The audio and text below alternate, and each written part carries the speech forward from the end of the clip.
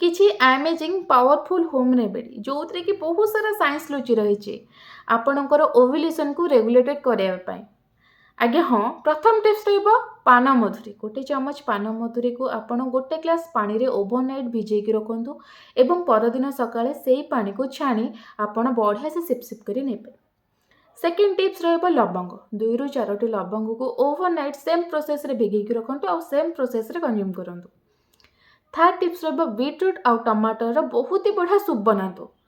ए soup आपणकर uterus को stimulated कराई थाए, ता सहित हार्मोन को बैलेंस रखी थाए एवं ओवरी को प्रिपेयर करथाए कंसीव करिबारे।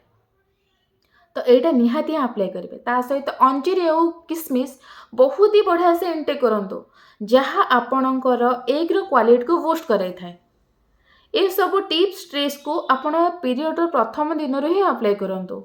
ता सहित बहुत ही बढ़िया बोनस टिप गोटे देवी, जोटा कि हूँ आपण रेगुलर बेसिस रे 20 ରୁ 25 मिनट एक्सरसाइज करंतु, जहाँ ये सब टिप्स ट्रिक्स को बहुत ही शीघ्र काम लगेब आ जल्दी रू जल्दी प्रेग्नेंट बनी पारे।